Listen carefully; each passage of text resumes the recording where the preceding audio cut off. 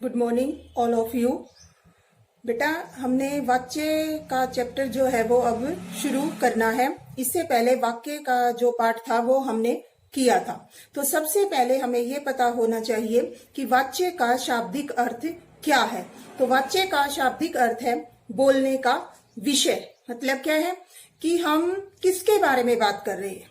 कोई वाक्य है हमारे सामने, उसमें हम कर्ता के बारे में बात करें, कर्म के बारे में बात करें या भाव के बारे में बात करें, इनमें से जिसके बारे में भी हम बात कर रहे हैं वो हमारा विषय है।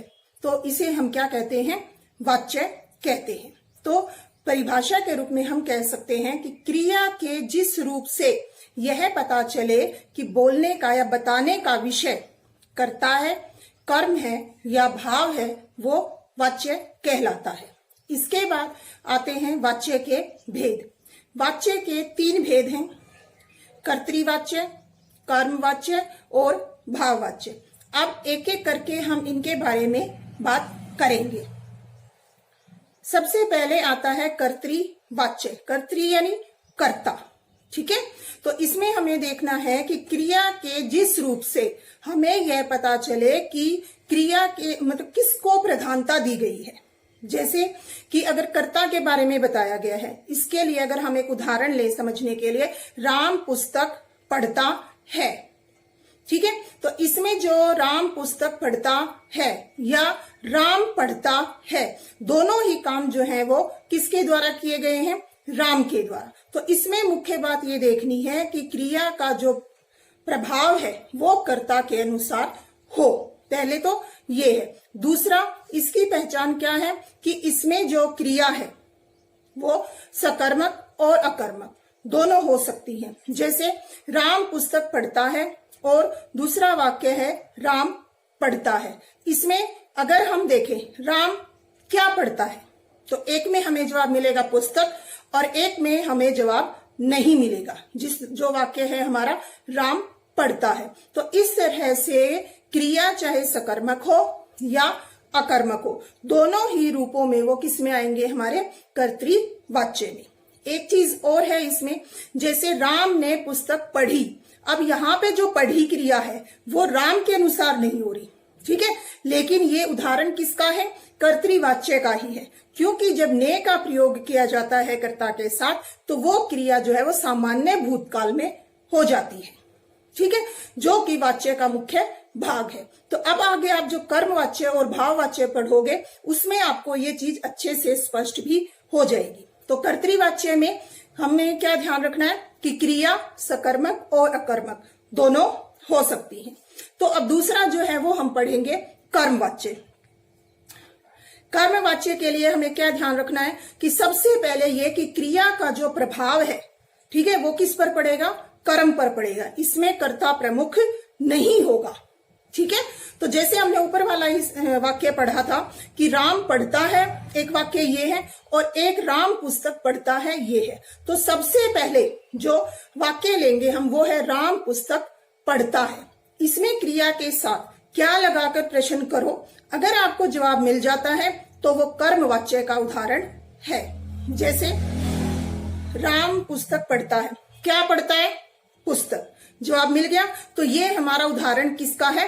कर्मवाच्य का।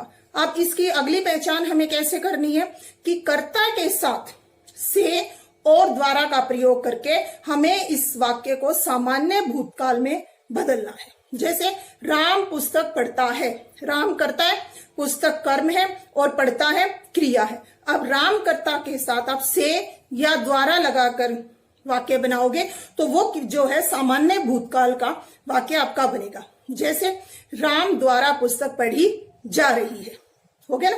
पढ़ी जा रही है।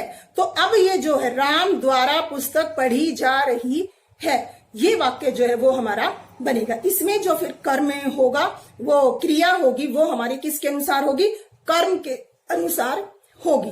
ठीक है, दूसरा मतलब इसकी पहचान संबंधी जो नियम है वो यही है कि कर्मवाच्य में से और द्वारा का प्रयोग कर्ता के साथ होता है।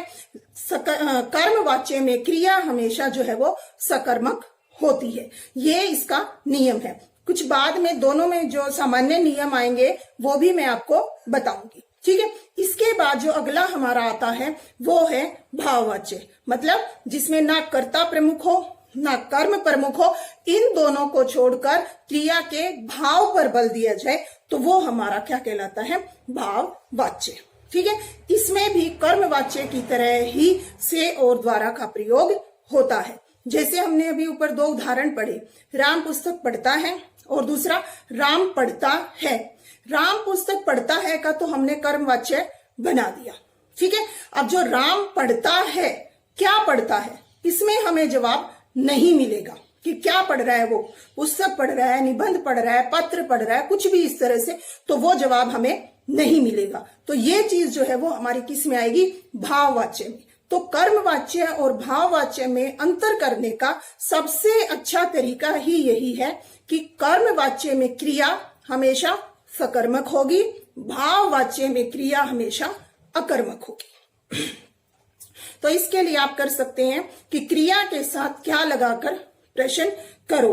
अगर आपको उसका जवाब मिलेगा तो वो आपका कर्मवाच्य होगा, अगर उसमें आपको जवाब नहीं मिलेगा तो वो आपका भाववाच्य होगा। तो जैसे इसमें आप राम पढ़ता है, इसका अगर हम भाववाच्य बनाए, वही नियम है, कर्ता के साथ से या द्वारा लगाइए और उसका प्रयोग कीजिए। तो इसका बनेगा राम से पढ़ा जाता है।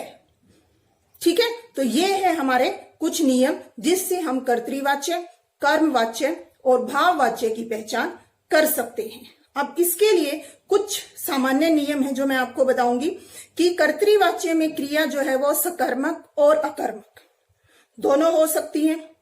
कर्मवाच्य में क्रिया हमेशा सकर्मक होगी, भाववाच्य में क्रिया हमेशा अकर्मक होगी, और कर्मवाच्य का भाववाच्य नहीं बनता, भाववाच्य का कर्मवाच्य नहीं बनता।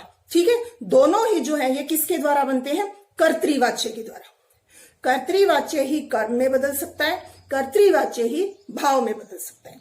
और इसका कारण जो है वो मैंने आपको बताया है, क्या है कि कर्मवाच्य में क्रिया सकर्मक होती है, भाववाच्य में क्रिया अकर्मक होती है। ठीक है। आ गया इतना आप लोगों को समझ में। तो ये जो है सीधे नियम जो है हमारे इसके, वो मैंने आपको कुछ